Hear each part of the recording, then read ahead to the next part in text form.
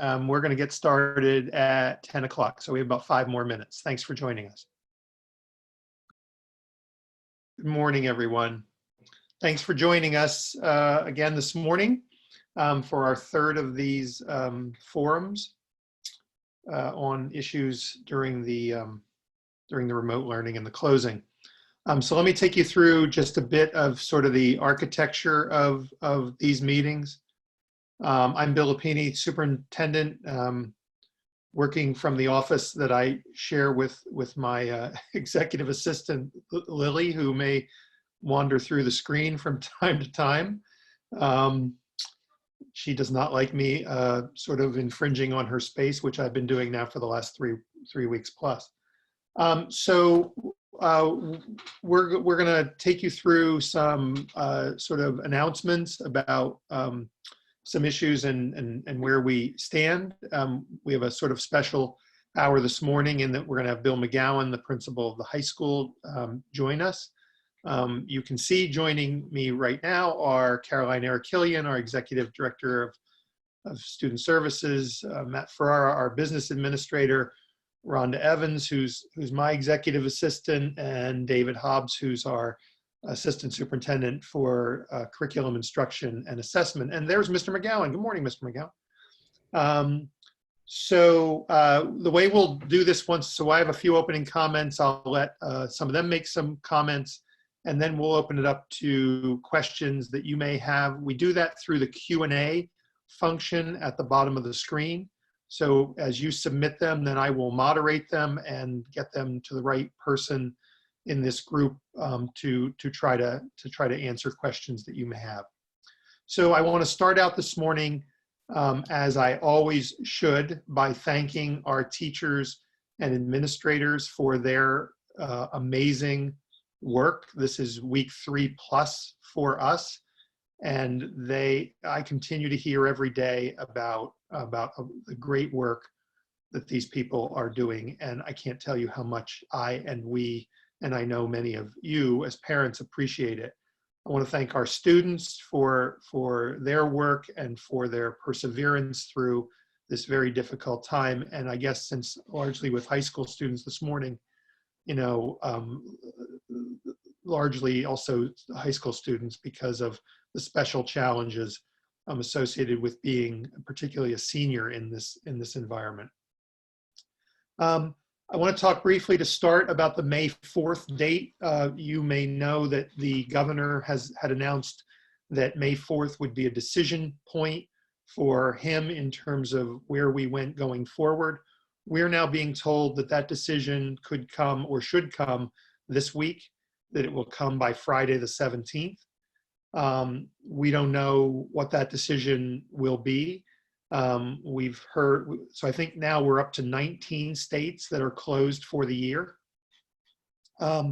including Vermont and parts of Maine. Maine's not made this decision as an entire state, but we're told that the governor will have some decision this week. That has sparked a lot of discussion about what the conditions for re-entry would be. Because even as that got floated a little bit this week by the governor and the commissioner and others, we received a lot of questions as to what would be the protocol under which we would reopen schools. What would reopening of schools even look like? And the answer is that right now I have no answer to that question. We're expecting to get some advice on that from some national organizations and from some state organizations in conjunction with the governor's announcement and in the coming weeks. So again, I have no indication as to what the governor will do, other than we've been told that it will probably be an extension of some sort of the May 4th deadline. Our week's focus this last week has been largely around things like mental health and social emotional learning. And I want to just put a plug in here. I hope she will as well. Dr. Arakelian has spent the week working with social workers, guidance counselors, and others on a care, comfort, and supports document that I believe is now up on our website, which is terrific, terrific work, great resources for parents in dealing with this difficult time. I spent some time this week talking with our town officials, police chiefs, and town administrators in many of the towns, particularly Seabrook, Northampton, and Hampton, about the particular issues that they're facing and how our issues mesh, how our concerns mesh, particularly around safety for our students, the kinds of things that they're seeing, the kinds of things we're talking about. And we've agreed to check in each and every week. I've also checked in with Senator Sherman, who's been a great support for us in all of this work. And we'll be sitting in with Senator Sherman on a session this coming week with some of those same town administrators. Spring sports, we continue to have no word on spring sports. They tell us, the NHIAA tells us that they are waiting for the governor to make a decision as to what happens after May 4th. And again, given that we think we're going to hear the governor is going to do some extension, my sense is that's going to put spring sports in great peril. And that information could come as soon as this week. But again, we don't have anything official right now. State testing, I think we've told you that state testing has been canceled for the spring. That's the SAS testing at the elementary level, the SAT administration at the high school level. The commissioner has discussed with us a plan to do those tests in the fall when we would come back to school, when the assumption is that we would come back to school. And I think I've told you in these sessions, we're opposed to that plan. We're opposed to the idea of doing a school-wide SAT testing in the fall. We believe that the commissioner should give every one of our students who was going to take the test in the spring a voucher and allow them to take the test where they want and when they want on their own terms. We don't think we can spare a day of school, quite frankly, in the fall when we come back. We think we need that time. And so that will be a conversation that I'm sure will go on. There are a number of issues we've been talking about. Mr. McGowan and I are going to meet with, I think, senior class officers. Is that right, Bill? This week? Yeah. So to talk about things like graduation and proms and those kinds of things, but largely graduation. Mr. McGowan, I'm sure will share with you that we've just begun to noodle around with some ideas of things to discuss with the seniors. And I should also say with our school board later on this week when we meet with them in terms of how to make sure that we honor these students. I will say here that the perspective that we've been proceeding on with respect to this is very similar to some of our neighboring districts. Number one, we think that there should be some kind of recognition at the end of this school year, even if we're not back in school, whether that's online or whatever. And second, and very important, I think, to us, and I think Mr. McGowan will reiterate this, some kind of an opportunity down the road for us to bring students together to honor them. So that's sort of the two tenets we've been working off with respect to this, and we'll continue to. But again, much more discussion to come about that, including discussion with our school board in Winnicott later this week. And there's been a lot of work around grading, and I know that some people want to ask some questions about that, and Mr. McGowan and Dr. Hobbs are here and prepared to do that this morning. So before I sort of give an introduction to that piece, because I do want to give an overview comment on that grading piece, I guess I'm going to ask first Dr. Arakelian, and then Mr. Ferreira, and then Dr. Hobbs, and then Mr. McGowan to make some sort of opening comments, and then I'll sort of frame that grading piece. Bill, maybe before you jump in, okay? All right, Dr. Arakelian. Thank you. Thank you for everyone for joining the call with us today. We really appreciate it to have the opportunity to give you some updates on what we've been doing. First, I'd like to just give an update as far as our meal distribution. We have an additional route now. We've been delivering out of the Seabrook School, and we deliver on Mondays, Wednesdays, and Fridays. You don't need to sign up. You don't need to qualify for free and reduced lunch or any kind of state assistance. You can go to our website, sau21.org, to find the 3 new routes. 2 of the routes are similar to the previous routes, but we had to streamline them as we created the 3rd route. So please take a look at that. Find the one that's closest to you. And when you're waiting for the food, when you're waiting for the van, please be visible and wait for the van, because sometimes we've heard that sometimes people are parking and not getting out of their cars, and then the van doesn't know if that's just a parked car or a person who should come up to the van. So I know this is logistical, but it can make a big difference after you've waited, 10 to 15 minutes for those free meals. And it's always available to pick up food from Seabrook schools or Winnicott at 9 to 10 a.m. every Monday, Wednesday, Friday. So picking up on those days is the easiest and most convenient. And yes, I also want to point to the new resource that we just posted on our website. So if you go to SAU21.org on the COVID-19 page, there's a document now, there's a link, new for parents, comfort, care, and supports. Our nurses, our counselors, and our social emotional team all came together and contributed their most favorite links and resources as far as supports for families. So this is specifically for families to support you during this unique time. Everything from Lynn Lyons, she has a brand new weekly podcast. She's an expert in handling anxiety in the home. Everything, stress, anxiety, how to increase joy and connection in your home during this time where we're participating in remote learning and social distancing. So I hope that that's helpful to you. Feel free to reach out to us if you have any questions about that, because we want to make sure that we have the resources there that are the most helpful for families right now. So that's it. Thank you. Thank you. Mr. Ferreira.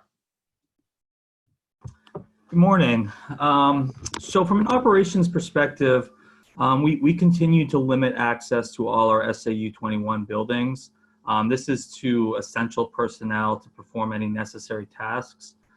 This would include school nutrition to prepare meals for our students, or perhaps our facilities team to conduct any required maintenance on our buildings. But generally speaking, we are limiting any other access to our buildings to maintain those sanitized and clean conditions.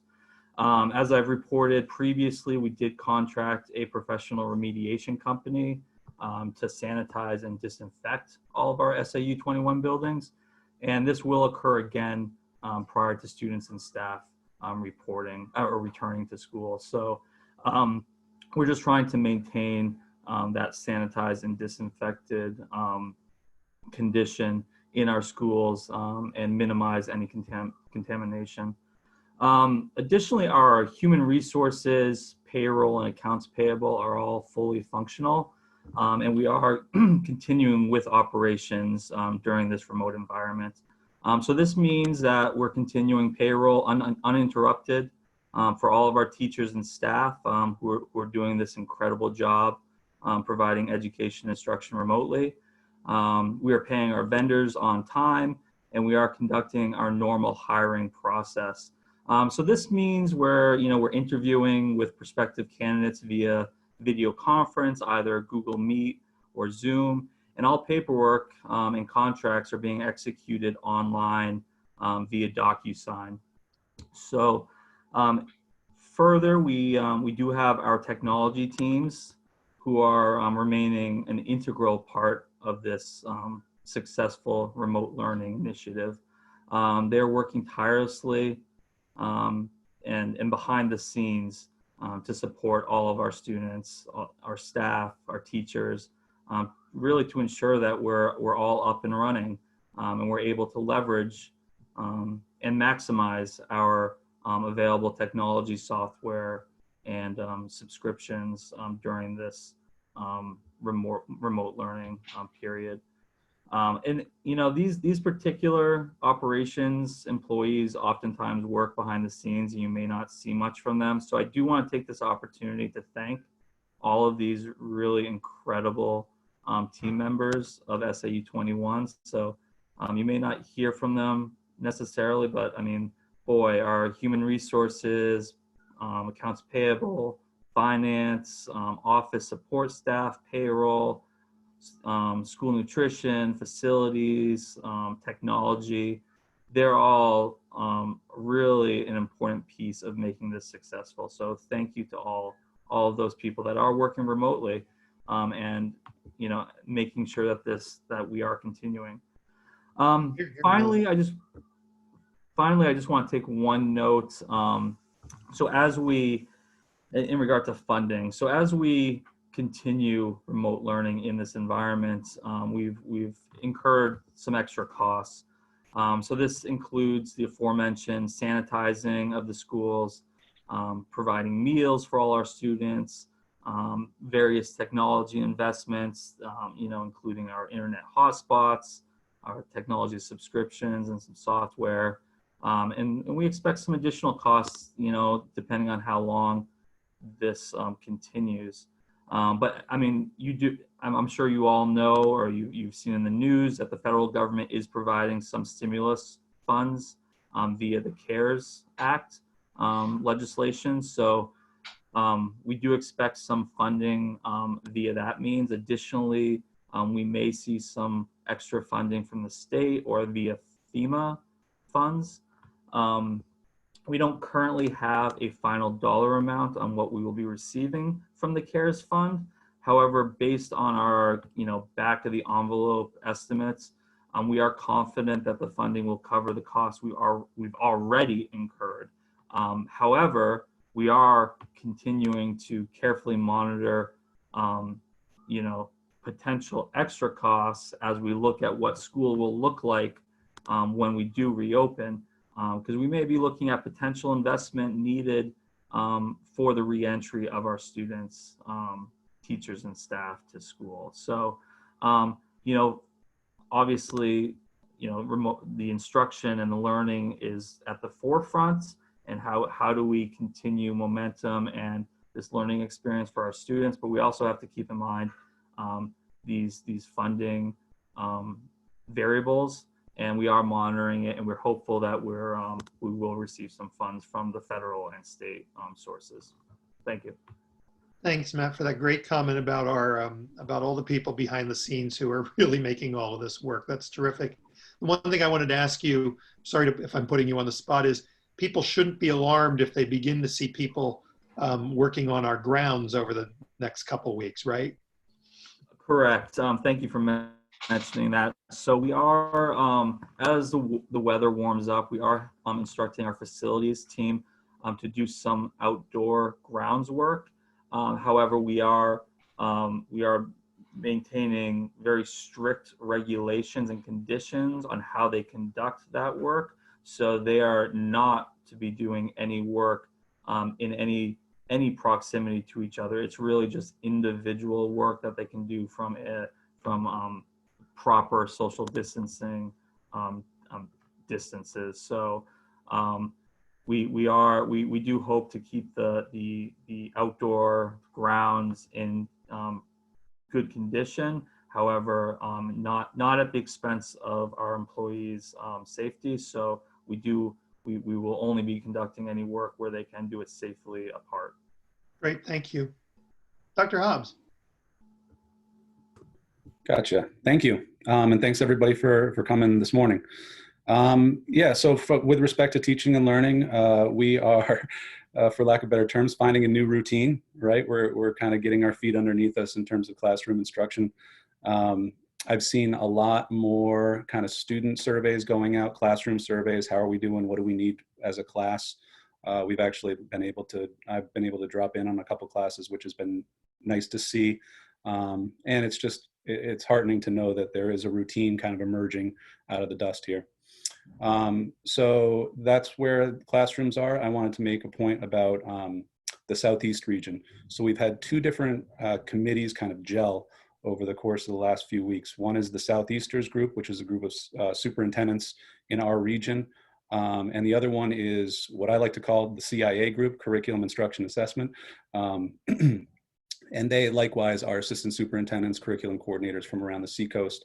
The benefit of those meetings has been we can just kind of bounce ideas around.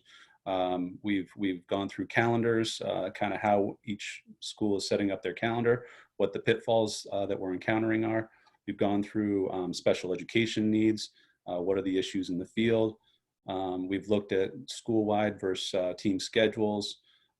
We've looked at students, at-risk students that we're not hearing as much as we need to from them. So we're looking at how different schools are reaching out and connecting with those kids. And obviously we're also looking at grading and assessment, and we have a platform there to kind of share ideas and kind of get on the same page. With respect to accountability at the SAU, we continue with our weekly survey of staff that calculates a number of things. One is how much time our teachers are spending doing their work. The other one is participation rates, how interactive are our students. And of course, we're also looking at the amount of time that we're asking students to participate in their learning on a weekly basis. So that goes out on Fridays. I kind of run the numbers and regurgitate it to principals, usually by Sunday afternoon. So we're able to get a platform there. Another piece that I put in there this last week actually was a feedback loop. So teachers can give us ideas on how we can better support them in the classroom, and when we're taking advantage of that. And really, lastly, I think Dr. Arakelian and Dr. Lupini talked about it. Our focus as we develop this new normal is social emotional. What are we doing to make sure we connect on a human level with kids? And how are we planning on coming out of this potentially traumatic experience with not only with staff, but with our students as well. So that's where we are with respect to teaching and learning. Great, thank you. Let me give a lead in before I introduce you, Bill, and then I'm sure we'll have some questions for you this morning. Thanks again for being here. So Dr. Hobbs and Mr. McGowan and a lot of other people, and I'm sure they'll address who, have spent a lot of time and published this week grading expectations both at the high school and at our elementary and middle levels. So I would just want to go through a couple points and sort of set a framework for that conversation because of the world that we're now functioning in. So this is a very new landscape, at least temporarily. We have seen in the last 3 to 4 weeks things that if you said to me 5 weeks ago we would be talking about and seeing, I would have quite frankly said you were crazy. That was not going to happen. But here we are. Like colleges who in large numbers have gone to pass-fail grading. Colleges who have gone to remote learning and did so like we did on the turn of a dime. Colleges that are talking about, and some who have already implemented, remote learning platforms for the fall, not the summer, not the rest of the spring, but the fall. Colleges who very quickly pivoted away from requiring SATs in huge numbers. Again, if you'd said that to me 5 weeks ago, I wouldn't have believed you. And yet here we are. An AP exam that very quickly pivoted from something that was done in one way to something that they very quickly found a way to do at home with students in a very different manner, but keeping an exam, but an at-home, I think largely writing exam. Public and private schools, many of which have gone to no grades for this period of time, no grades. Some of whom have gone to pass-fail, and quite frankly, who would have in larger numbers if you've been with us the last few weeks, some of whom would have in larger numbers had it not been for the NCAA. But many, many who are now moving to pass-fail, including school districts in New Hampshire. Some districts, particularly in New Hampshire, that are going to competency only, no letter grades for this period of time. And then many like us who've tried to find their way to a different scale. And why those different scales, or why a look at no grades or pass fail? Well, because this is not school as we know it. No one here, no one on our staff, no one in our administration is pretending that it is. It is not. Because of the stress that we know is taking place with our teachers, with our support staff, and most importantly, with our students. Because of the different situations they find themselves in this remote learning environment. People who, as some people have shared with us on these meetings, have 3 or 4 children at home, who have many different schedules. Parents are working outside of the home. There are younger kids. High school kids are having to watch them and try to keep up with the classes that we're providing. It's a very different, and I want to say inequitable, environment. And we are very concerned about these equity issues. We know that the structures that take place in public schooling in general have some inequities built into them. But in a time like we're in now, those inequities are accentuated.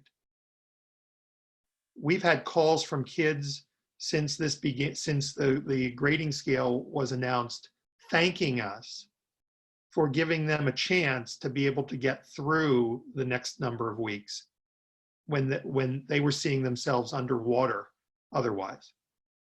And so I want to set that context, because I think that context of what's going on in other districts, in other parts of the state, in other parts of the country, in higher education, is very important as we consider how best to take care of one another and how best to take care of our students in this environment. And so I wanted to say that and throw that out. So I know Mr. McGowan wants to talk about a little bit about this piece, and I know there are a myriad of other issues. And Mr. McGowan, I just want to thank you for being with us this morning. Well, thank you. Good morning, everyone. And I also want to thank everybody, the staff, the parents, and the students for your support and assistance for the last several weeks and as we move forward. It's been very difficult for the students, and I appreciate your feedback, and we will work together to make sure that you experience some of the things that we've had to take away. This has been very difficult for me as principal, because the decisions we are making are directly affecting what you have traditionally been exposed to. So we will do everything we can to bring some of that back. As Dr. Lupini mentioned, when we discussed the grading options, we wanted to make sure that we were able to create a flexible environment where all the students could receive support and also be successful. Our goal as we get through this trimester is when we end the year, everybody will have a positive experience, will have success, and we'll be able to move on as we continue next year if they're underclassmen or if they leave us to go to college or other opportunities. So it's been very rewarding to see what you have done. Students continue to do the work and continue to give the feedback. Your feedback is very valuable. We know that you still may have unanswered questions. We will look to make sure that we get those answers to you, and we'll continue with that. So I can jump into any events that we've canceled. For example, graduation. I am working right now. I think I have probably about a 5 or 6 page document that's been shared with the administration and the SAU as far as different options that we are looking at for graduation. The simplest one is that we return May 4th and things continue as normal, but we don't think that's going to happen, to anything up to and including having a virtual graduation, a drive-by graduation, moving graduation sometime later in June or July. So all options are on the table, and we'll be reviewing those with the superintendent, with the school board. And as Dr. Lupini mentioned, we'll be sitting with the student offices on Tuesday just to get some input from them. I did meet with them briefly last week and just gave them an outline of what we were thinking about.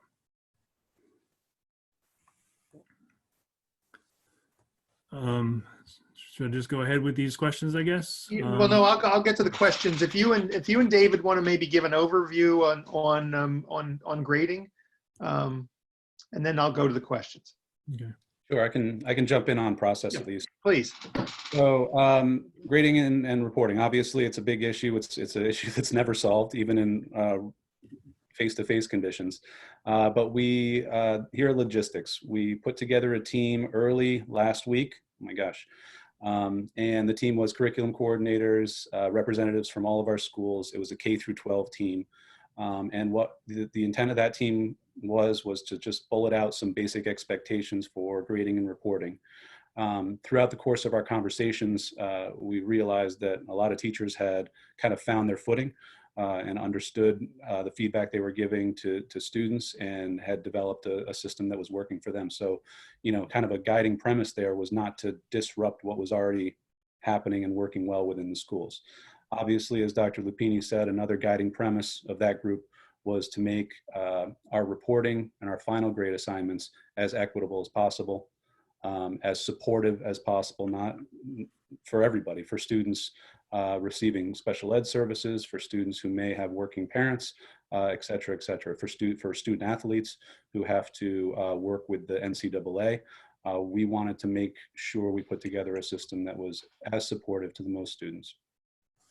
And the last kind of guiding premise there was consistency. What we wanted to make sure happened was that we weren't defining things differently throughout our different districts in the SAU. In other words, we were giving people a level playing field as they came out at this.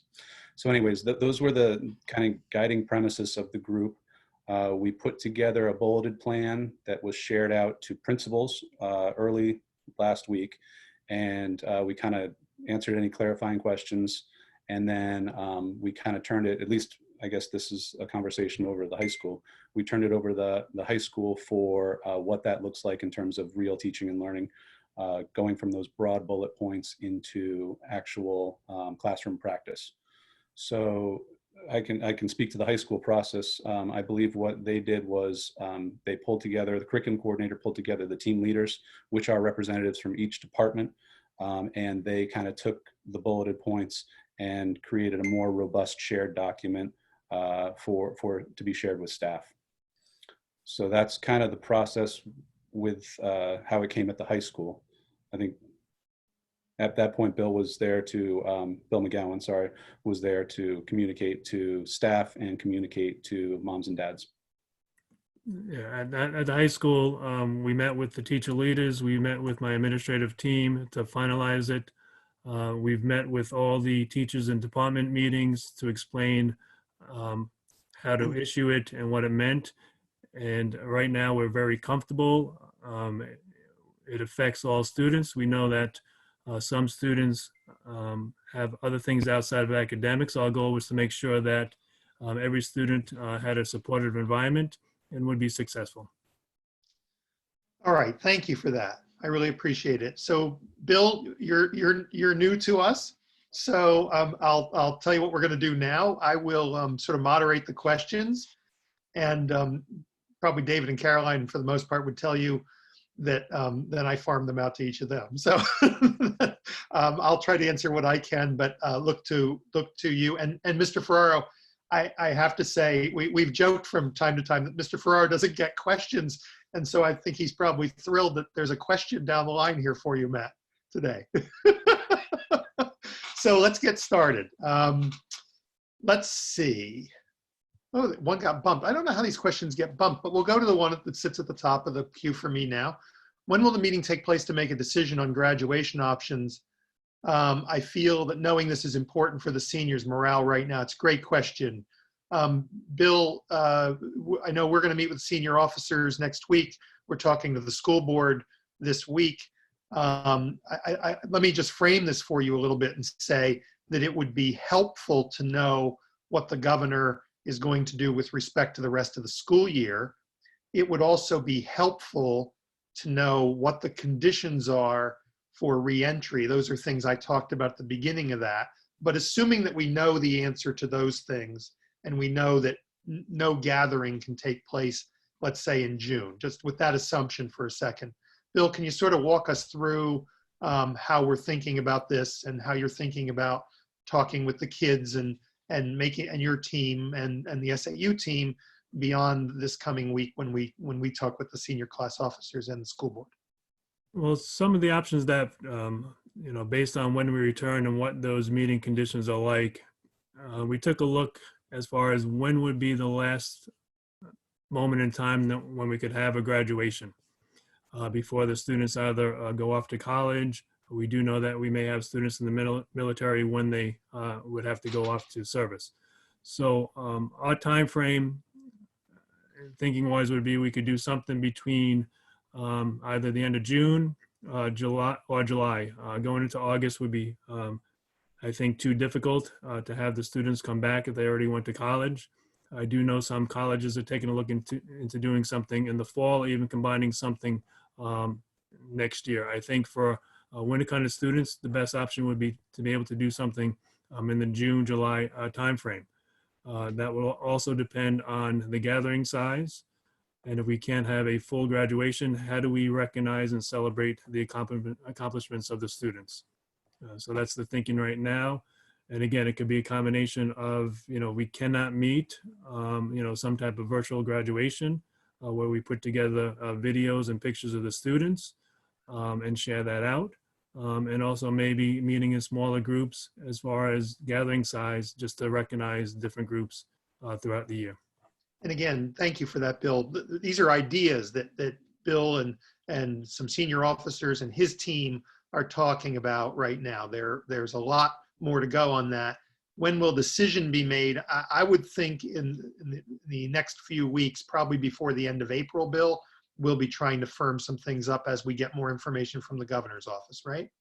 Correct. And I've told the students and staff that right now, any idea is not too crazy. So whatever people are watching this morning, if there's something that we haven't thought about, or you have heard that another school is doing, or another state is doing, let us know, and we'll go through all that. Yeah, on some level, we've adopted that as our new tagline, right? No idea is too crazy. Thank you, Bill. So the next question is also for you. This is the high school session this morning, which is great. I know the junior class saved a lot of money for their prom. Is the school planning to allow students to have a prom in the fall? How are you thinking about the junior prom right now?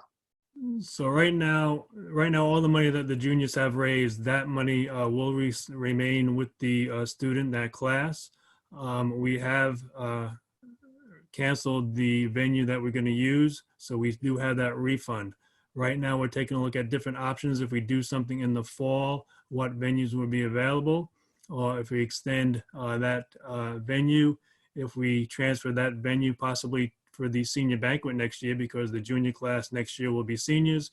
And there's also been some discussion between the junior class, the current junior class, who will be the seniors next year, and the incoming junior class as far as doing a joint junior senior prom. So we'll be working with the student body, but that money will be available as we move forward to either transfer it to either the senior banquet next year or to hold the prom sometime this year in the fall or into the spring of next year. Terrific, Bill. Thank you. Mr. Ferreira, could you provide some examples of additional costs that may come up with school reentry aside from additional sanitizing? Yes, absolutely.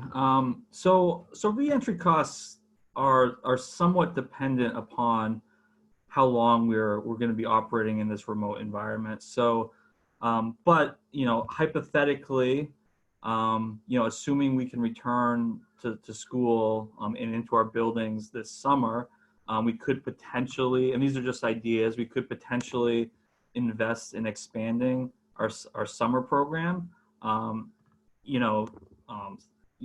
Similarly, we may be looking at expanding our summer program even if we're not allowed back in the buildings on a remote basis. So there are costs there. There are costs, our teachers are doing such an amazing job with this remote instruction and this paradigm shift. However, there are certain disciplines that are more difficult to provide instruction, and there's going to be certain areas where we want to kind of get our students back up to speed, particularly with our lower grade levels. I have a kindergartner at home. There's no way that her kindergarten teacher can provide the reading instruction that she could do in the classroom, in person. So, do we need to invest in some, reading specialists? Do we need to invest in, extra tutoring across all grade levels for after school? I don't know. These are questions that we need to determine as we continue with this process. We're going to have to evaluate where do we think that we can or that we need to invest in, or we may have some deficiencies that we need to support. But those are some examples of potential costs that we may incur. The important thing is getting our students, trying to maintain this continuity of instruction, and then evaluating where there may be some needs, and then investing in those needs once we're back in the classroom. Yeah, it's a difficult question. It's a great question. It's a difficult question to answer because of something I said up front, which is that we don't know what the conditions for reentry are, right? So the conditions for reentry may not be, for some number of months, may not be school as we've known school. It may be smaller groups. It may be restrictions on size of groups, those kinds of things. And so those kind of costs may evolve from that. But I think sanitizing, summer school, remedial kinds of programs are a good place to start that conversation. Thank you, Matt. With the new grading system, what are the concerns? What are concerns, particularly for underclassmen, not putting full effort into classes? David or Bill? I discussed that with the teachers because the teachers had the same question, and I view it that it provides those students an opportunity that even if they're in the borderline and not doing the work, that teachers can use that as a motivation tool to say, hey, we need to see a little bit more work from you, do a little bit better on these assessments, and then you can move up a level. So to me, I see as an area that we can actually use it as motivation. At the same time, we are still, grading the same way throughout the trimester on the assessments and the assignments. We do have those tied back to the competencies. So as we move forward into next year, we'll have a good idea of what students understand from a competency level, and also what we understand from a curriculum standpoint as far as what competencies we have covered during this remote learning. And then how do we make sure that we cover the ones that we typically would have covered during this period of time if we were in school, how we revise the curriculum next year to get everybody back up to speed as quickly as possible. David, do you have a comment on this? Yeah, I mean, I would just, obviously there's kind of two different ways to look at it. One of the things that keeps me up at night is thinking about the student who, given a traditional grade scale without any modifications, would wake up and say, hey, look, I'm not doing this. I've got too many things going on at home. It's just not working for me. So we're really trying to balance that perspective with the other perspective of students feeling motivated to get that B or to get that A. It might be helpful here because I see a comment or question down here a little further as to how will this third trimester be included in year-long grades. I see some class rank. I see some GPA questions. So could you just talk about how the third trimester, Bill, fits into the overall grade, or whether there's some thinking about that as well? So it's going to depend on different classes. So basically the grade that the students receive at the end of the trimester, that will be the grade that will be recorded for trimester 3. In cases where that's tied to a full year class or a linked trimester class, the trimester 3 grade will be calculated in the average for the overall grade for the class. Whether it's the overall grade for the class or just a trimester class, the calculation of class rank will be calculated as it typically is, which involves all the classes that a student has taken since they've been at Winnicott High School, based on averaging, based on different denominators, that the class rank will be calculated, GPA will be calculated. The impact overall should have no negative effect on where a student currently stands. I see in many cases, if a student continues to do the work that they've always done, it will positively impact the GPA. And then based on that GPA is how we determine the class rank. So overall, I do not see any movement. We do have the ability to compare our previous class ranks with the new one. So if there's any major discrepancies, we do have the ability to view those and make adjustments if we need to, or see why those occurred. Great, thank you, Bill. And that takes care of a couple questions I see down below here. Will there be an opportunity for students to pick up their personal belongings at the high school? We could apply that to any school, right? So I'll try that, and anybody wants to jump in, please do. We know that eventually here we're going to have to figure that out, right? We've taken the position so far that we're, as Mr. Ferreira said earlier, we're keeping our buildings closed. Teachers have gotten some materials they needed for teaching, but we've largely kept it closed. We've kept them closed to students. But I think at some point, and again, that's where clarity from the governor in terms of the rest of the school year will be very, very helpful. We're going to have to figure out those options around students and their personal belongings at school. Anybody else want to jump in on that? It's the other thing that we're discussing at the high school is, especially for seniors, typically we need to collect the books and any athletic equipment they have. So we need to figure out how to do that. So it kind of ties into both opening the school for students to retrieve their belongings and then for seniors to bring it back.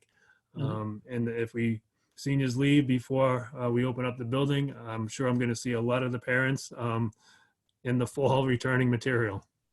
Yep. Okay. What will be available if a student needs summer school to deal with incompletes? Yeah. So I know that we had a conversation, Dr. Arakelian, the other day about some opportunity to work on incompletes during the year and continuing that program in an online fashion, but either on that piece of this or on summer. Do you want to weigh in on this? Sure. Yes, all of these options are on the table. We're just beginning to explore different ideas, such as how we can offer different ways for students to re-engage in some of their classes over the summer, and then also in the fall, perhaps after school. So this could be for students who do receive special education, but really we, like Mr. Ferreira talked about, whatever this supplemental funding is for schools, we want to make sure that we use it in a way that can help students get back on track. So it could be a summer school option. It could be a remote learning during the summer option. It could be in the fall after school. I think we are open to considering all of the options at this point. Great, thank you. So I see there's some questions that I just directed to Mr. McGowan earlier about grading system, class rank. If you have let me say this, and Bill and I talked about this before the session. If you have specific questions as to your student, or if you are a student and you have specific questions about that grading system and how it impacts your son or daughter or you, Mr. McGowan has graciously said, just please email him. We'll get back to you individually on those specific questions with respect to in your own situation. We're trying to keep this on a general level where we can answer questions that we hope apply to lots of people. Let's see. Is the goal to have an actual in-person gathering for graduation, perhaps mid to late summer? The goal is to have an in-person gathering. We've said we have two basic tenets on all of this. One, we'd love to have something, whether it's online or whatever, at the conclusion of the year, but not as a substitute for an in-person gathering. But that will depend on the advice that we're given from medical professionals as to how soon we can bring people together.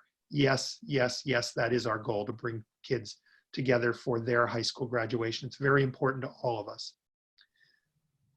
This is the question of the week. If the school stays closed, will meals continue through the summer or just until the June closing date? That's something that came up this week that we've been noodling around with all week long. So, And so the base answer is that we are working right now. Oh, please, Matt.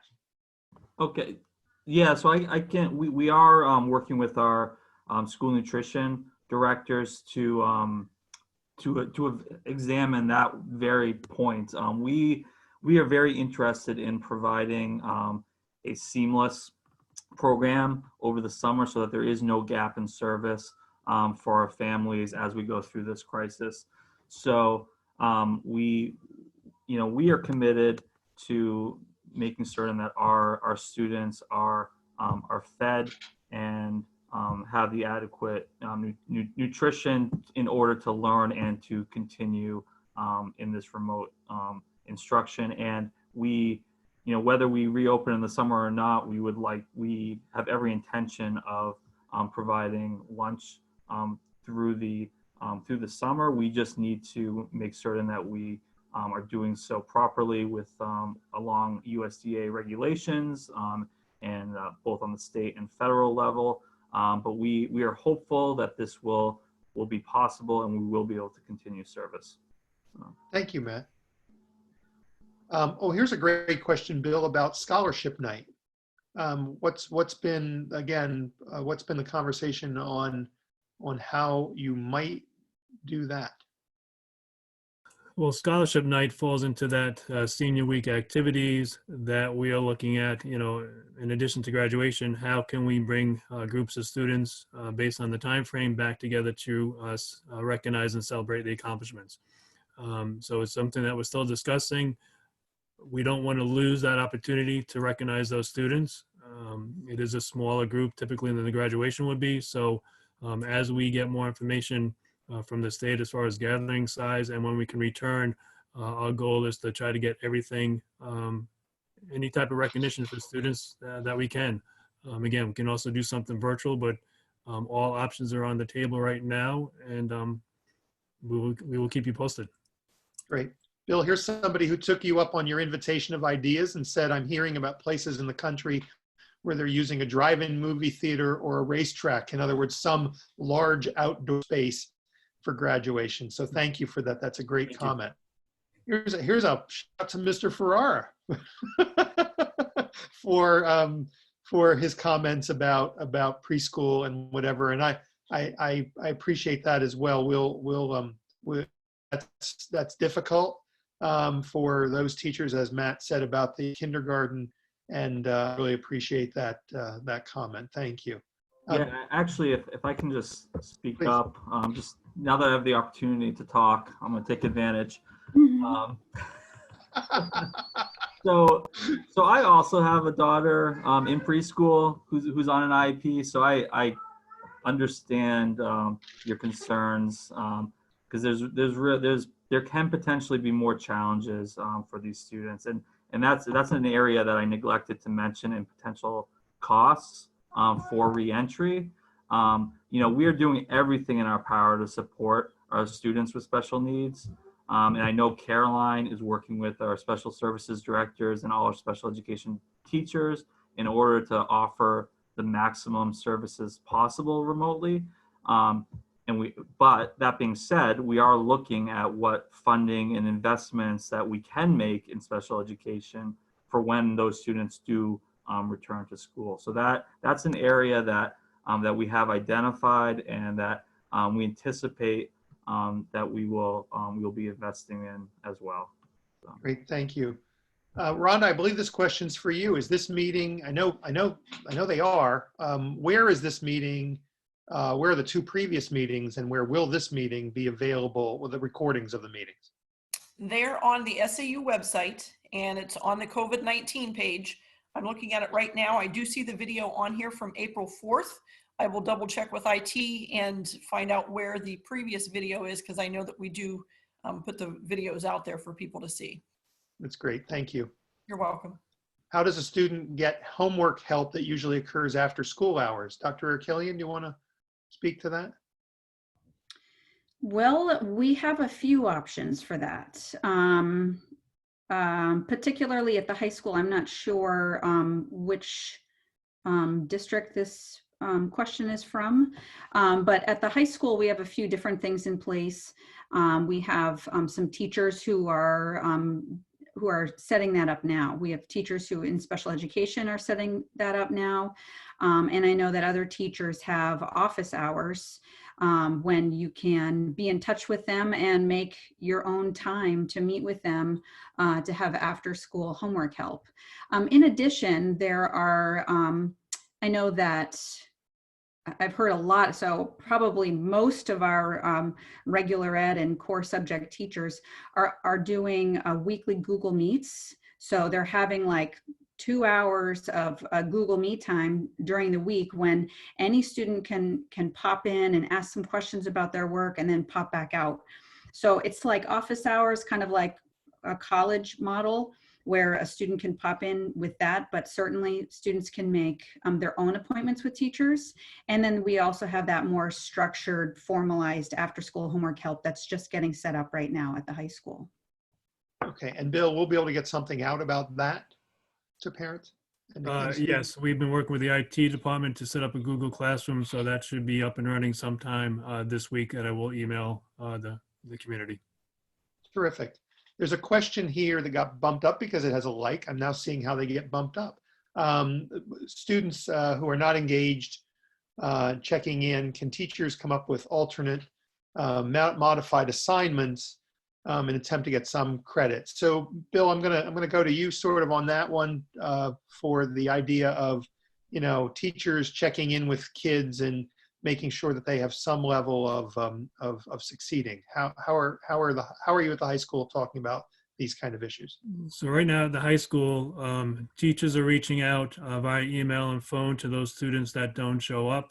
If they do not receive communication back, they are working with the guidance counselors and the grade level principals who are then reaching out. If a student receives special education services, we're working with the case manager. So to date, we have been able to connect with all students at the high school. We do know that some are still not participating, but we are in contact with them. One of the benefits that we see with the new grading scale, that when a student now sees that they can come back and start doing some work and have an opportunity to pass, we think that we'll be able to attract some of those students that haven't been interested or have not been participating for different reasons, that this will provide them some incentive to come back and connect with us. Great, thank you. David, did you want to make a comment to that question? Yeah, I mean, I was just going to add, it's one of these issues that's not all that different from classroom practice, right? Real life classroom practice. Teachers are encouraged to modify assignments with respect to content, with respect to product and process all the time in the real classroom. Remote learning shouldn't be any different. I would endorse that. Great, thank you. We've had this question a couple times over the past few weeks, but I'm assuming this is specific to the high school. How about retrieving medications from the nurse? Dr. Arakelian, is that you? Yes, sir. Okay. So as far as nurses, they did have a window of time when different schools were doing it in different ways, as far as giving families the opportunity to come in and pick up medications. If you are a family who has medication still in a nurse's office, please contact your nurse and they can advise and they can work on that with you. We actually have all of the nurse contact information on, this is another opportunity for me to plug that document, at the bottom of the new For Parents Comfort, Care, and Support link that's on the COVID-19 page. At the very bottom of that document, after you click the link, are all the nurse email addresses.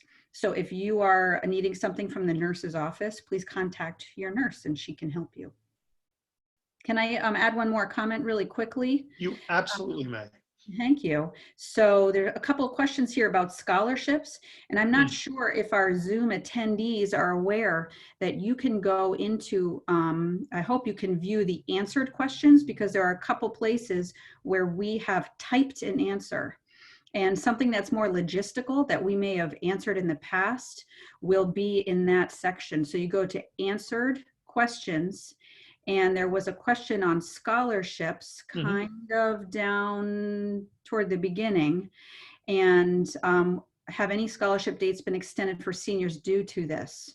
And I pasted in the answer from the Winnicott College counselor that we received from the last call about extensions of scholarships. So there's a whole answer right there.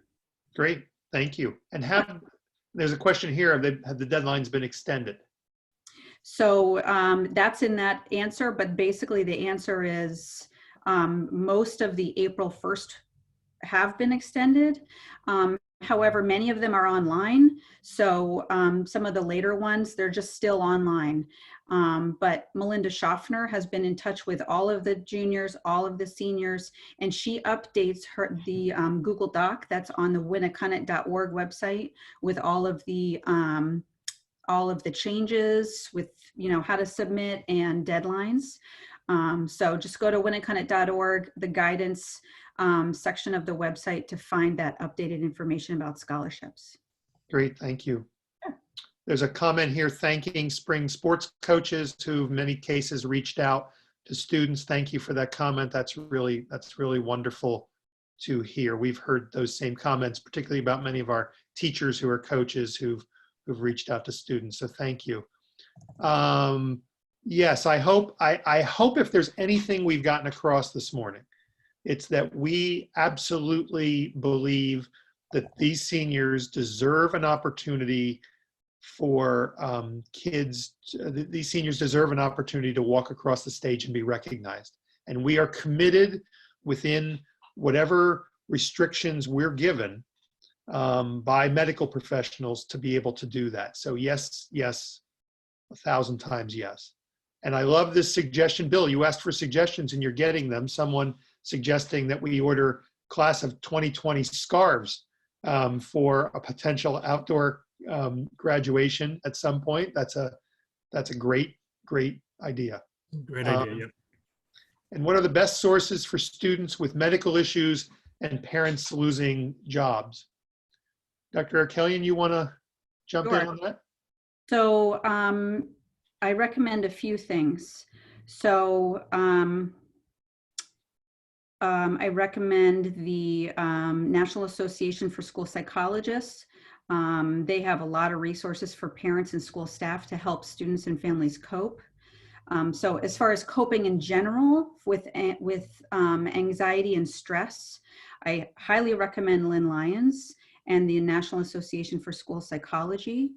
And then I also, depending on the economic situation in the home, we have lots of resources as far as food assistance and financial assistance, and also pediatric physical assistance. So there's the American Academy of Pediatrics link is on here for medical issues. And also the CDC information for, families who have more high risk of contracting the virus and more higher risk of having a worse outcome due to contracting the virus. All of that is on the CDC website. And then in particular, the coping and loss section that is part of this document for care, comfort, and support for families. And also, I see a second comment from this individual. Please reach out to us. Please feel free to reach out to us, and we can help you with some of those resources as well. Please do that. And our email addresses are on our website, or I'll give them at the conclusion of this.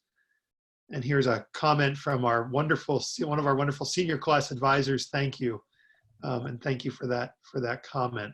I'll wait a minute or so to see if there are additional questions that we might answer. While I'm doing that, let me just say again that you can reach any of us. It's essentially our first initial and last name at SAU21.org. Mr. McGowan, would you like to give your email address? It would be a lot easier if we went to SAU21.org. Yes, it would, Mr. McGowan. But it would be wmcgowan@warriors.winnicott.org. Thank you, Mr. McGowan. Please, again, feel free to reach out to any of us.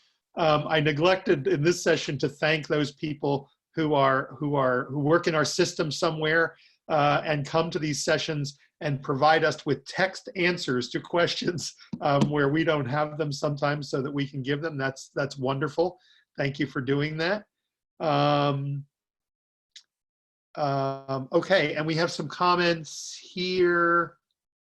A couple towns in New Hampshire putting banners. Are there seniors all around town? So, right, Bill, you may want to say, Bill and I have talked about a couple of things that we can begin to do over the coming a month or so to begin to recognize our seniors. Twitter, websites. I like the banner idea. Bill, do you want to say a word about any of that? No, those are some of the ideas. The other idea that came up, you may, if you live in Hampton, I know the Hampton Chambers has purchased yard signs to put on people's yards. So I'm working with that company right now that to recognize the class of 2020. And then there's some ideas on how we can extend that to recognize each of those students. So thank you for that idea, but we will continue to look into those. Thank you. And yeah, we're going to make sure that's available in all of our communities, right, Bill? I know you said Hampton, but we're. Oh yeah. I had just mentioned Hampton because I know the Hampton Chamber was doing some stuff, but no, this is for all communities, all of our students. Thank you, Maria, who's provided us with an answer. See, I said there are great people on this call who give us more information. She says if we're talking regarding concrete in the moment concerns, Family Firsts continues to provide medical care regardless of insurance status. Access your community action office for utility assistance. Someone says Meals for Kids is available from Gather once per week for everyone regardless of income in Hampton and Seabrook. And of course, then there's our meal program as well. Some thank yous from people, or Maria says, reach out the school social worker or school counselor 1,000 times. Yes, they are amazing, amazing people. I say it every week when we do these, that I am just so appreciative of the wonderful people I get to work with. These people who are on this call with me, among them, and the many, many other staff members, teachers, EAs, support staff, who we all have, facilities people who we all have the chance to work with. And we are just very, very fortunate and very lucky. One more here, Seabrook Community Action, food pantry still operating a grab and go outside in the parking lot. Yes, 146 Lafayette Road. Terrific, thank you. Thank you so much to all of you for coming again. If you have additional questions as they would apply to your child about something at the high school, please contact Mr. McGowan directly. I know he welcomes those calls, and it actually informs our practice as we think about the next steps. So please do that. And thank you all for joining us. Happy Easter to those of you who are celebrating, and I hope you have a wonderful weekend. Thank you.